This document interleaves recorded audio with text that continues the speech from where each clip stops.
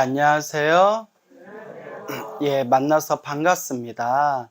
이제 여름인 것 같아요. 그죠? 예, 그런데 일교차가 심하죠? 그래서 이럴 때 몸 건강 관리 잘 하셔야 될 것 같아요. 제가 얼마 전에 엄청나게 충격을 받았어요. 저랑 친분이 있는 러시아 스님이 계세요. 러시아 스님이 계시는데, 이제 연세가 한 60 정도 되셨나?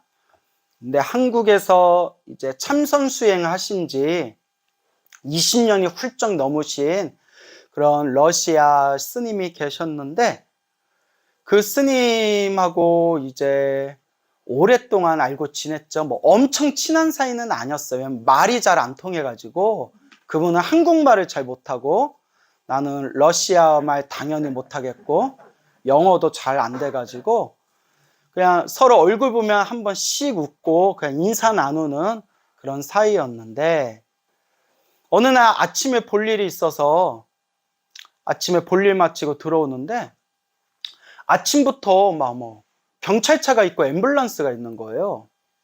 뭐지? 나 잡으러 왔나? 그래서 이렇게 올라가는데 스님들 다들 표정이 이상해요.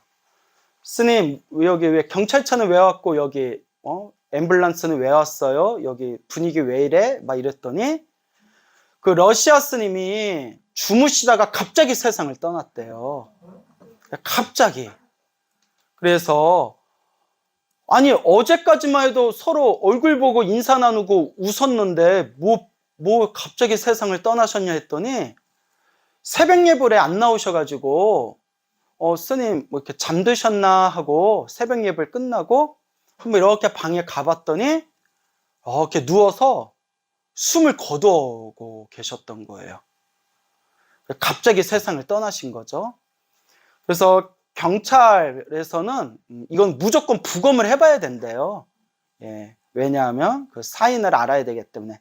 근데 아마 10중 8구는 심장마비겠죠. 주무시다가 갑자기 그냥 세상을 떠나신 거니까. 제가 너무 어이가 없어서 그냥 넋을 놓고 믿겨지지가 않더라고요. 왜냐면 어디가 아프셨고 병원에 입원해 계신 상태였다면 우리가 마음의 준비를 했을 텐데, 어제까지만 해도 같이 공양간에서 밥 먹었던 사이였는데 갑자기 그렇게 세상을 떠나셔가지고 이제 우리 아버지 스님한테 전화를 했죠. 스님 큰일 났다고. 러시아 스님이 계셨는데 주무시다가 갑자기 그냥 숨을 거두셨다고 했더니 우리 아버지 스님 말씀이 야 정말 큰 복이다 이러시더라고요. 예, 고개 끄덕이시는 분이 계시네요. 정말 큰 복이다. 그렇게 자다가 편안하게 갈 수 있으면 그거 정말 큰 복이라고. 그래서 복은 복인데 그 스님께서도 전혀 마음의 준비가 안 됐을 거 아니에요. 그죠? 전혀 마음의 준비가 안 되어 있기 때문에 당신도 주무시다가 아무것도 정리하지 못하고 그 저승사자 와서 그냥 같이 가신 거예요. 그래서 제가 넋이 나가가지고 야 정말 희한하다. 정말 믿기지가 않는다. 정말 별일이 다 있다 싶으면서 그때 제가 무엇을 다시 다짐했냐면, 내가 앞으로 수행을 더 열심히 해야 되겠다. 왜냐? 우리가 언제 갈 줄 알아요? 몰라요? 진짜 몰라요, 여러분. 그걸 제가 요 며칠 전에 아주 생생하게 경험을 했어요.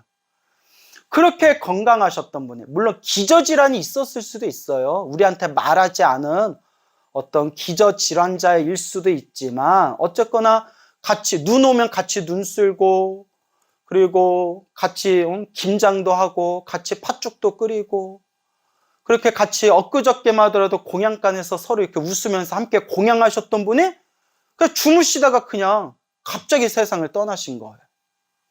제가 너무나 믿기지가 않고 놀랍고 깜짝 그냥 놀래가지고 제 마음을 다스리면서 지금 이렇게 건강하고 지금 이렇게 정신 생생할 때 뭐 해야 되겠구나?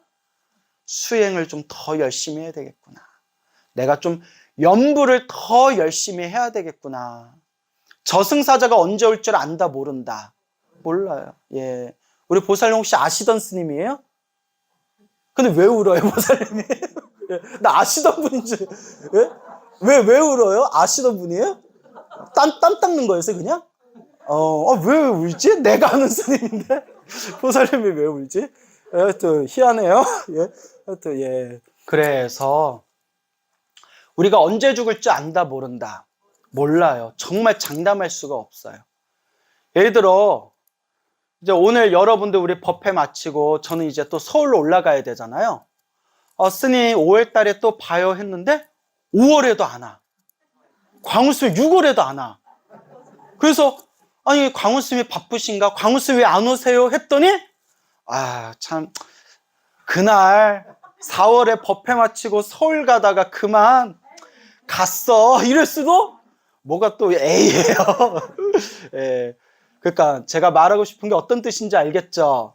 사람이 진짜 한 치 앞도 어떻게 될 수가 알지를 못하더라. 그래서 지금 이 순간에도 우리가 항상 염불을 하고 항상 공덕을 닦아야 됩니다. 그렇죠, 여러분? 그래도 그 스님께서 아쉽기는 하지만 그 스님께서 참선 수행 열심히 하셨나 봐요. 그래서 이왕 가실 거 어떻게 가셨다? 아주 편안하게 조용하게 정말 평상시 그분의 성품대로 조용하게 고요하게 가신 것 같아요. 그래도 이번 생에 참선 수행을 열심히 하셨으니까 다음 생에는 더 좋은 운 받으셨겠죠. 그래서 우리가 항상 죽음이 코앞에 있다라는 것을 명심하면서 항상 공덕을 닦고 그리고 늘 이 염불을 수행하면서 우리가 다음 생을 항상 준비할 수 있는 그런 마음의 준비를 해야 될 겁니다. 우리가 항상 부처님의 가르침을 공부하면서 늘 여러분들이 마음에 되새겨야 할 게 있습니다. 우리 부처님께서 늘 하신 말씀이지만 항상 다음 생을 무서워할 줄 알아야 된다. 무엇을 무서워할 줄 알아야 된다? 다음 생. 그래서 다음 생을 무서워할 줄 알아라. 이번 생에 내가 지었던 그 모든 업들이 착한 업을 선업이라고 하고 나쁜 업을 악업이라고 하는데 착한 업이든 나쁜 업이든 그 선업과 악업을 내가 지은 바 그 업보대로 다음 생 내 인생이 펼쳐진다는 겁니다. 좋으면 좋은 대로 싫으면 싫은 대로 다 누가 지은 업이다? 다 내가 지은 업이라는 거예요. 이 모든 게 다 내가 지은 업이다. 그렇기 때문에 내가 지금 이번 생에 내가 살아가면서 짓고 있는 내가 몸으로 지은 행위, 입으로 지은 행위, 생각으로 지은 행위, 몸과 말과 생각으로 지은 나의 이 업의 행위들이 과연 내가 다음 생에 어떤 몸을 새로 받아서 어떤 업의 결과로 어떤 인생을 살아가게 될 것인가, 이것을 무서워하고 무서워할 줄 알아야 된다라고 부처님 경전에 나옵니다. 그래서 사람이 죽으면 가져갈 수 있는 게 하나밖에 없다. 우리가 죽으면 가족들 데려갈 수 있어요, 없어요? 여러분 죽었는데 가족들 데려가면 그것도 큰일이에요. 나 혼자 못 죽어, 니들도 같이 죽자 이러면 그건 큰일이죠. 죽으면 가족도 데려갈 수 없고 죽으면 내가 평생 모았던 재산도 가져갈 수가 없어요. 그러면 사람이 죽을 때 가져갈 수 있는 게 뭐밖에 없더라? 그렇죠, 업입니다. 업. 좋은 업은 좋은 업대로, 나쁜 업은 나쁜 업대로 내가 가져갈 수 있는 것은 이 업밖에 없더라. 그렇기 때문에 여러분들이 지금 이 순간 이번 생에 내가 어떤 삶을 살면서 어떤 업을 지어야 될 것인가 항상 매일매일 고민하고 생각하고 사유하셔야 됩니다. 사람이 살아가면서 힘들고 괴롭고 답답한 일이 있다면 이것도 과거 전생에 지었던 나의 빚과 나의 숙제와 나의 업이고, 또한 이번 생에 살아가면서 내가 편안하고 기쁘고 즐거운 일이 있다면 그것도 내가 과거 전생에 지었던 나의 선업과 나의 복이었다라는 것을 우리들이 항상 되새겨야 됩니다. 그래서 우리 부처님도 말씀하셨고 또 우리 큰 스님들도 한결같이 하신 말씀이 중생은 다 뭐대로 살아가더라? 다 업대로 살아가더라. 우리 중생은 다 자기 업대로 살아간다. 그 업은 다 누가 지었다? 다 내가 지었구나. 그 중생은 다 자기 복대로 살아간답니다. 다 내가 지은 복대로 살아간다. 그래서 불법 공부를 깊이 하고 부처님 가르침을 잘 공부한 사람들은 살아가면서 남을 부러워하거나 남을 질투하는 마음이 점점 사라집니다. 왜 그럴까요? 다 자기가 지은 복대로 살아가는 거니까. 또 인생을 살아가면서 남을 원망하고 남 탓하는 마음이 점점 사라집니다. 그것도 누구의 업이니까? 그것도 다 내가 지은 업이니까. 그래서 부처님의 가르침을 공부하면서 항상 마음으로 내가 지금 이 순간 몸과 말과 생각으로 어떠한 업을 지어야 될 것인가, 어떤 복을 닦아야 될 것인가, 항상 이것을 마음에 되새기고 되새기면서 우리가 불자로서의 삶을 살아가야 됩니다. 그러면 우리가 복 짓는데 가장 좋은 것이 무엇이냐? 우리 부처님의 경전에서 우리 중생이 성불하는 6가지 바람일 공덕, 6가지 육바람일이 있는데 그 육바람일의 첫 번째가 무엇이다? 보시바람일, 보시하는 것이다 라고 했습니다. 그래서 보시라는 것은 내가 가지고 있는 걸 누구한테 베푸는 거예요. 그렇기 때문에 인색한 마음이 강할수록 남에게 베풀기가 쉽다, 어렵다? 어렵고, 그리고 그 반대로 남에게 자꾸 베풀다 보면 내 인색한 마음이 점점 어떻게 될까요? 점점 사라지게 되는 거예요. 그래서 내 인색한 마음을 내려놓고 내가 가지고 있는 것을 조금이라도 100원이면 100원도 좋고 1000원이면 1000원도 좋고 10,000원이면 10,000원이라도 좋고 돈이 없으면 그냥 몸으로 봉사하고 주변 이웃들에게 친절을 베풀면서, 그것도 보시거든요. 이와 같이 남을 위해서, 누군가를 위해서 조금이라도 내 몸과 마음을 조금이라도 양보하고 희생하면서 다른 사람들을 위해 봉사하고 덕을 지을 수 있다면 그 공덕은 헤아릴 수 없는 큰 복을 받게 된다라고 말씀하셨습니다. 그래서 우리 불자가 복을 닦는 데 있어서 가장 첫 번째가 바로 보시공덕이다. 그래서 제가 평상시에 불자님들한테도 자주 드리는 얘기인데, 저도 제가 본격적으로 복을 지어야 되겠다라고 생각한 게 20대 후반이었어요. 20대 후반. 20대 후반 이전에는 저도 처음에는 머리 깎고 출가해서 오직 참선만 해야 되겠다라는 생각으로 제가 19살에 출가해서 오로지 참선 수행만 했는데, 그때는 제가 부처님 경전 공부를 열심히 안 하고 그냥 가만히 앉아서 참선하는 것만 하다 보니까 제가 좀 견문이 짧았어요. 제가 견해가 좁아가지고 저는 무슨 생각을 했냐면, 그냥 참선만 하면 모든 일이 저절로 술술 다 이루어진다. 참선만이 최고고 그냥 참선만 하면 저절로 다 된다. 이렇게 이제 착각하고 있었거든요. 그러다 보니까 뭐 복을 지을 필요도 없고 보시할 필요도 없고 그냥 뭐만 하면 된다? 참선만 하면 된다라고 생각을 했는데, 시간이 지나면서 부처님의 경전을 공부하면서 우리가 부처님의 가르침을 공부하는 데 있어서 그냥 참선만 하고 지혜만 닦아서는 부족하구나. 반드시 밑바탕에 무엇이 있어야 되는구나? 복이 있어야 되는구나. 복이 있어야 수행도 잘할 수 있어요, 여러분. 복이 있어야 좋은 스승을 만날 수 있고, 복이 있어야 좋은 도량에서 좋은 도반을 만날 수 있고, 우리 중생들이 먹고 사는 모든 문제가 그냥 다 복이에요. 그렇기 때문에 참선하는 수행자도 복을 닦아야 되는구나 라는 걸 20대 후반에 가서야 알았어요. 그때부터 저도 이제 보시공덕을 지어나가기 시작했는데, 꾸준히 10년이 넘게 있으면 있는 대로 없으면 없는 대로 자꾸 조금씩 보시하고 복을 짓고 보시하고 복을 지으려고 노력하다 보니까 어느 순간에 제 삶이 굉장히 이렇게 윤택해지는 걸 느끼게 됐어요. 그래서 주변에 스님들이 광우 스님은 뭐 얼굴에 개기름이 흐른다고. 근데 이게 개기름이 아니에요. 복을 많이 지은 윤택함이에요. 그렇죠? 그냥 기름도 많게 맞는데. 예. 그래서 내가 지은 복이 누구한테 돌아오더라? 자기 자신한테 돌아오더라 라는 것을 우리가 명심해야 됩니다. 그리고 그렇게 우리가 보시공덕을 지으면서 또 명심해야 되는 게 계율을 잘 지켜야 됩니다. 무엇을 잘 지켜야 된다?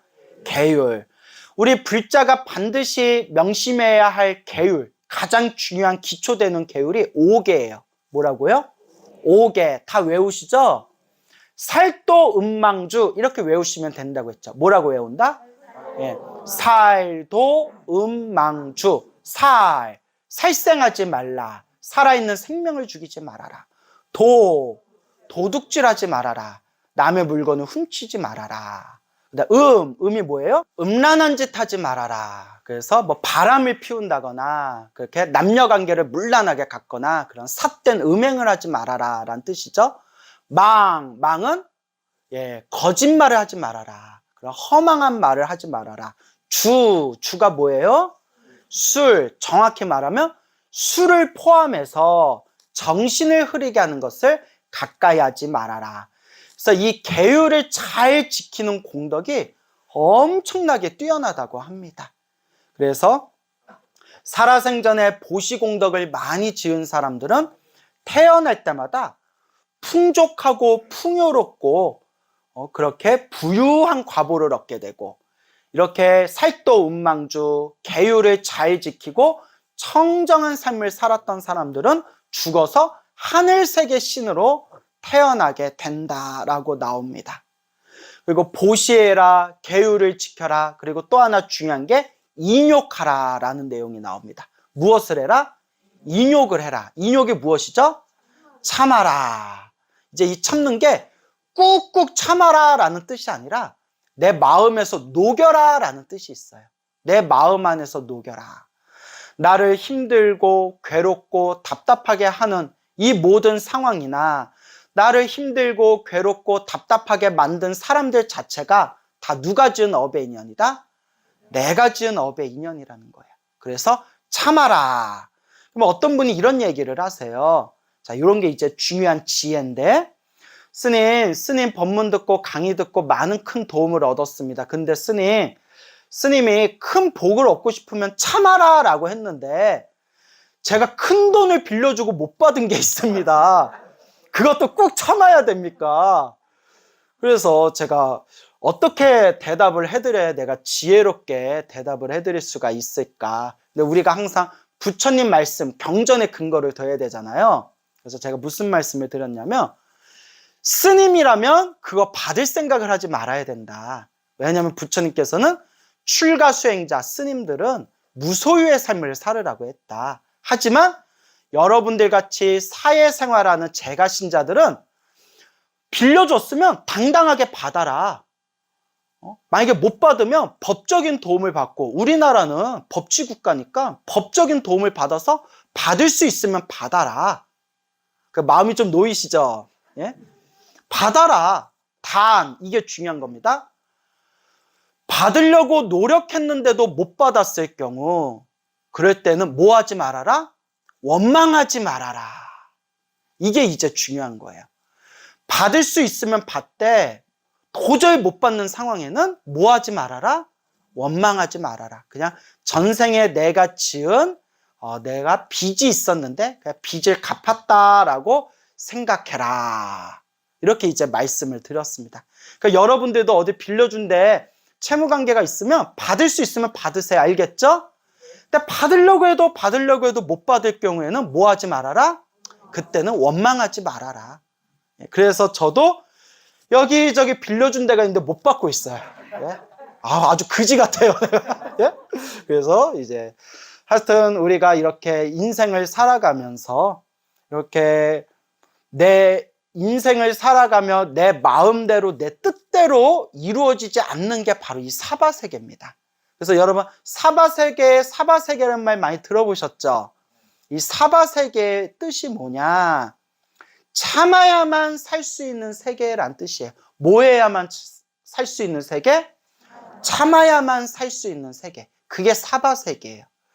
그래서 옛적부터 큰 스님들께서 하신 말씀 중에 세상에서 가장 큰 망상이 뭔 줄 아냐?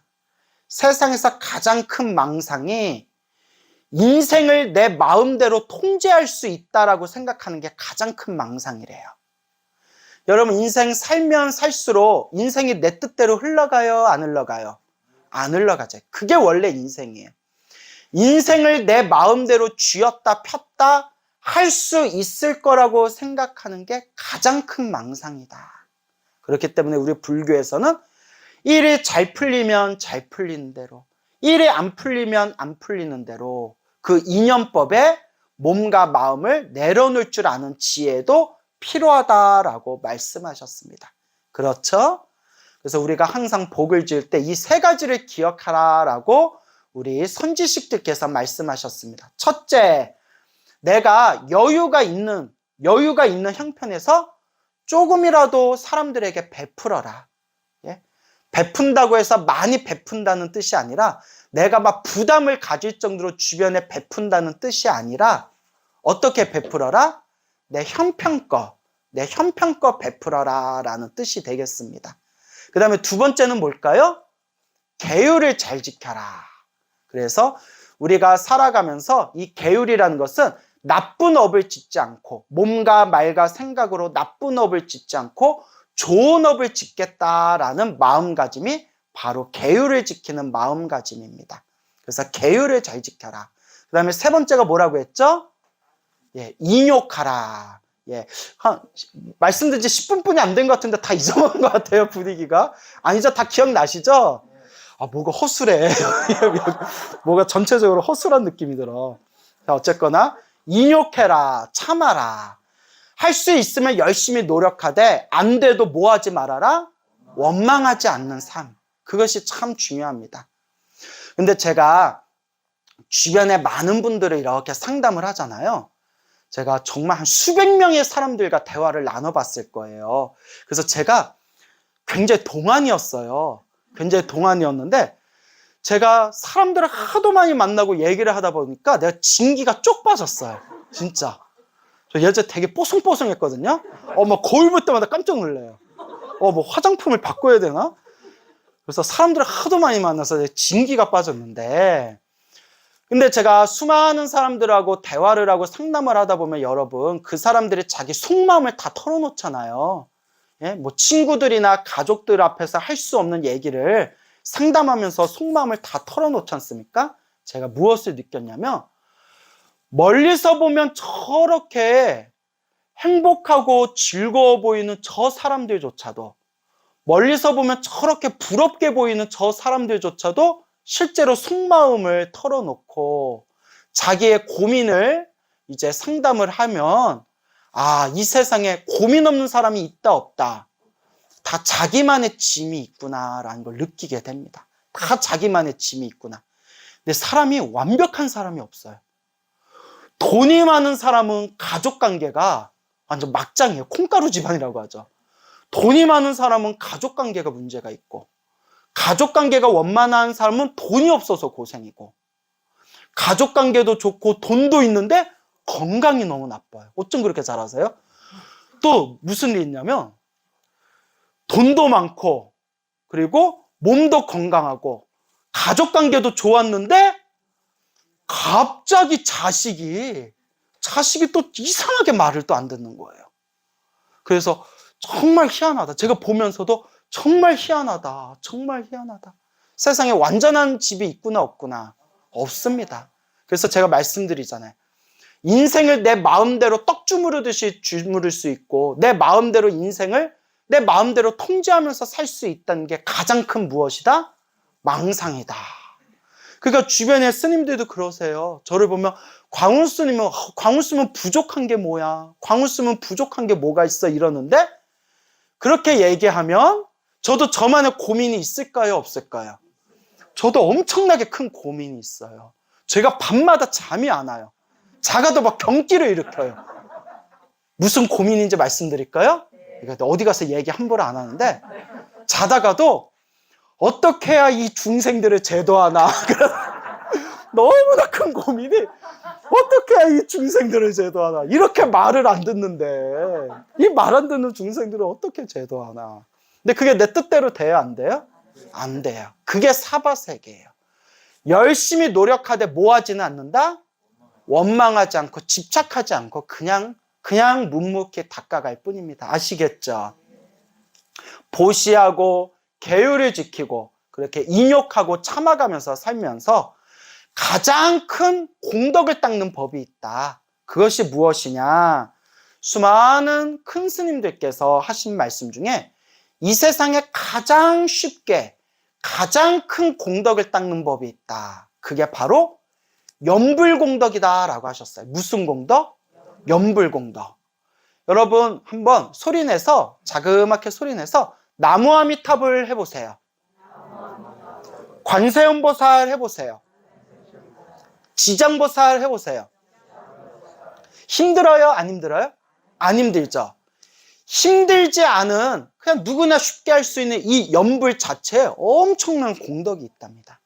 그래서 우리가 나무아미탑을 한번 소리내어 부르고 관세음보살 한번 소리내어 부르고 지장보살하고 한번 소리내어 부른 것만으로도 우리는 이미 무엇이 쌓였다? 공덕이 쌓였다라고 이야기합니다. 그래서 저도 처음에는 선원에 다니고 경전 공부하고 할 때는 공덕 중에 영불공덕이 가장 뛰어나다라는 말을 들으면 그냥 이게 그냥 아유 나이 많으신 노보살님들 염불 열심히 하라고 그냥 만든 말인가 보다 생각했지만 제가 실제로 염불을 하고 기도를 하고 수행을 하면서 제 스스로 마음에 체험을 하면서 정말 내 마음속으로 강하게 느끼지고 강하게 확신이 든 게 정말 무슨 공덕이 뛰어나구나? 염불공덕이 뛰어나는구나 라는 것을 제가 새록새록 느끼게 됩니다. 그래서 우리가 부처님의 가르침을 닦으면서 이 염불이라는 게 얼마나 중요한 건지 생활 속에서 누구나 닦을 수 있는 이 염불이라는 게 얼마나 큰 공덕과 힘이 있는 건지 우리가 생활에서 일상에서 여러분들이 스스로 맛을 보고 체험을 하셔야 됩니다. 제가 오늘 법문 서두에 내가 큰 충격을 받았다라는 말씀 드렸죠. 큰 충격을 받았다.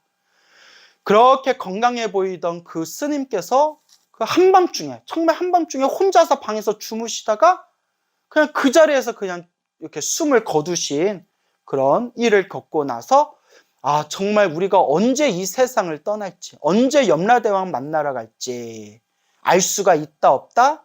정말 한 치 앞도 알 수가 없구나. 그래서 내가 염불공덕을 더 많이 지어야 되겠다라는 그런 마음을 갖게 되었다 말씀드렸죠. 예전에 중국에 어느 큰 스님이 계셨어요. 이 중국에 큰 스님이 계셨는데 어찌나 머리가 총명하고 똑똑하신지 책을 보시면 부처님 경전을 보시면 경전이 사진 찍히듯이 찍히셨대요.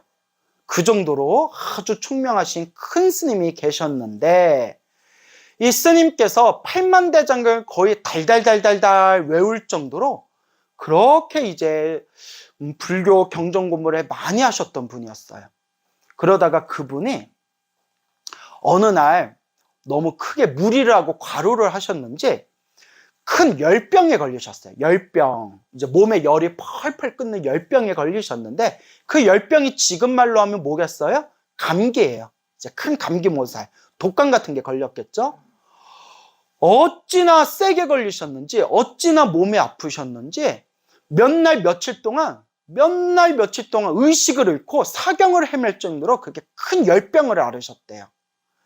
그렇게 열병을 앓고 막 사경을 헤매셨는데 그분이 열병에서 딱 깨어나고 난 뒤에 그때 머리를 그때 다치셨는지 그 열이 뇌에 솟구쳐가지고 그렇게 똑똑하신 분이 그렇게 경전을 달달 외우시던 분이 외우던 경전들을 싹 다 잊어버렸대요.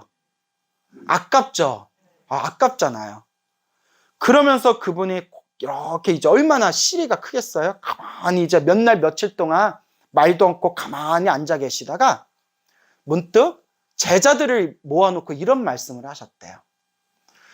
내가 평생 똑똑하다, 총명하다라는 교만심으로 살아왔는데 몸이 아파서 자리에 누웠는데 막 몸이 아파가지고 막 그 걷잡을 수 없는 통증 때문에 하루하루가 지옥 같았는데, 그동안 달달 외웠던 부처님 말씀이 통하더라 통하지 않더라, 하나도 안 통하더라. 머릿속에 하나도 안 떠오르더래요. 여러분, 정말 아프면 부처님 말씀도 잘 안 떠올라요. 아이고 나 죽겠다, 아이고 나 죽겠다. 경험 있나요? 저도 이렇게 경전 공부하는 걸 좋아하지만 제가 한두 달 전에 오미크론 걸렸거든요. 오미크론 걷어서 뻗어 있으니까 경전이 눈에 들어와요, 안 들어와요? 안 들어와요. 막 목은 아파 죽겠고. 그리고 열병에서 나은 뒤에 당신의 마음을 살펴봤더니 그동안 몇십 년 동안 외웠던 경전의 구절들이 머릿속에 잘 떠오르더라 안 떠오르더라. 싹 다 잊어먹었다는 거예요, 열병을 앓고 나서. 그러면서 제자들에게 하신 말씀이, 몸이 아파가지고 몇 날 며칠 동안 의식을 잃고 의식이 왔다 갔다 한 것만으로도 이렇게 고생을 했는데, 죽음이 코앞에 온다면 내가 이걸 어떻게 이겨내겠느냐. 그분은 정말 엄청나게 큰 체험을 하신 거예요. 몸이 독감에 걸려가지고 열병에 걸려서, 열병에 걸린 그 고통만으로도 정신이 오락가락 해버리는데, 생사가 코앞에 닥치면, 죽음이 코앞에 닥치고 저승사자가 찾아왔을 때 어떤 힘으로, 무슨 힘으로 내가 이걸 이겨낼 것이냐 하면서 그날부터 오직 염불만을 닦으셨대. 오직 뭐만을 닦으셨다? 오직 염불. 오직 염불. 저는 그 마음을 알아요. 예전에 제가 크게 아팠을 때, 엄청 아팠을 때, 저도 막 경전 이것저것 많이 외우고 있잖아요. 너무 아파서 드러누웠을 때 부처님 경전의 말씀이 떠오른다 안 떠오른다? 안 떠올라요. 오직 뭐만 떠오를까요? 아이고 관세음보살, 관세음보살님 저 좀 살려주세요. 오직 염불만은 살아있어요. 오직 염불만은 살아있더라고요. 그것도 물론 내가 습관이 들었기 때문이죠. 정말 몸이 아프고 정말 의식이 왔다 갈 때는 막 복잡한 부처님의 교리, 가르침이 떠오르는 게 아니라 오직 뭐만 떠오르더라? 염불만 떠오르더라. 아이고 관세음보살님, 아이고 지장보살님 나 죽습니다. 아이고 나무아미타불. 이렇게 경험해 보셨죠? 아마 진짜 기도 많이 하신 불자님이랑 경험해 봤을 거예요.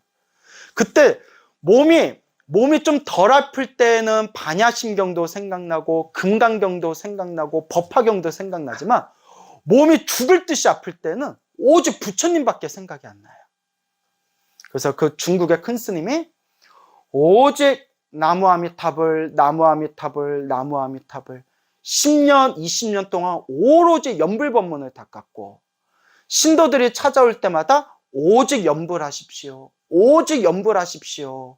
우리가 죽을 때 가져갈 수 있는 건 오직 염불공덕입니다 라고 신신당부를 하셨는데, 아니나 다를까 그 스님께서 어느 날 깨끗하게 목욕하시고 그리고 옷을 잘 갈아입으신 뒤에 제자들한테 내가 오늘은 떠날 때다 라고 제자들과 인사를 나눈 뒤에 방에서 편안히 누우셔가지고 나무아미타불, 나무아미타불 염불하면서 편안하게 숨을 거두셨다.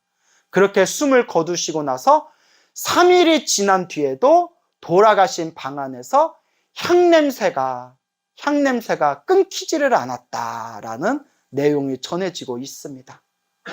제 인생의 목표예요. 제 인생의 목표가 죽을 때 염불하면서 죽는 거예요. 죽을 때 뭐 하면서 죽는 거? 염불하면서. 근데 죽을 때 막 순이야 이렇게 첫사랑 이렇게 이름 부르면서 순이야 이렇게 죽으면 얼마나 창피해요, 그죠? 그래서 죽을 때 죽더라도 누구를 부르면서, 부처님을 부르면서 죽을 수 있다면 이번 한 생 정말 영불공덕을 잘 닦은 것일 것이다. 그리고 부처님 부르면서 죽을 수 있다면 그 사람이 악도에 떨어지겠어요? 아니죠. 죽으면서 부처님을 부르면서 세상을 떠날 수 있다면 최소한이 인간이나 천상의 몸에 날 것이고, 혹은 극락정토에 왕생하기를 발언한 사람이라면 마땅히 숨을 거두자마자 아미타 부처님 극락세계에 태어나게 될 것이다. 사람으로 태어나도 복을 다 누리고 나면 결국 생로병사에서 벗어날 수가 없고, 하늘세계에 태어났다 하더라도 내가 복을 다 쓰고 나면 천상세계에서 똑 떨어질 수밖에 없는데, 우리가 마땅히 가야 할, 불자들이 가야 할 마음의 고향이 있다면 저 아미타 부처님과 관세음 보살님과 대세지 보살님과 수많은 대승의 선지식들께서 지금 이 순간에도 법을 설하시고 중생들을 제도하고 계시는 저 성불학교 극락세계에 입학하는 것이 우리 불자들이 가야 할 최고의 길이 아니겠느냐라고 제가 평상시 우리 불자님들에게 자주자주 말씀을 드립니다. 그러니까 여러분, 정말 우리가 언제 떠날 줄 몰라요. 그죠? 정말 모릅니다. 우리가 내일 갈지, 물론 내일은 안 갈 것 같아요. 확률상 내일 갈 것 같지는 않은데, 막말로 내일 갈지, 일주일에 갈지, 몇십 년 후에 갈지. 하지만 중요한 거는 갈 때 가더라도 내가 이번 생 얼만큼 내가 부처님께 밥값하고 갔는가, 얼만큼 복과 선악과 공덕을 닦고 갔는가, 늘 마음에 되새기고 되새겨야 된다라는 것을 꼭 명심하시길 바랍니다. 그리고 제가 느낀 게, 스님이 이렇게 돌아가시고 나서 부검 같은 거 해야 되니까 뭐 이렇게 사람들이 거기 방 안에 왔다 갔다 하잖아요. 그거 보고 느낀 게, 평소에 방 청소를 잘해야 되겠다. 방 청소 잘하고, 예? 그리고 좀 정리해놓고, 그리고 이제 우스갯소리인데, 광우 스님 언제 갈지 모르니까 밤에 잠자기 전에 컴퓨터 싹 정리해놓고 자라고. 컴퓨터. 그래서 우리 보살이 내가 컴퓨터 비밀번호 알려드릴게. 나 죽었단 소리 들으면 절대 보지 마시고 다 포맷해 주세요. 알겠죠? 이제 웃자고 한 말이고.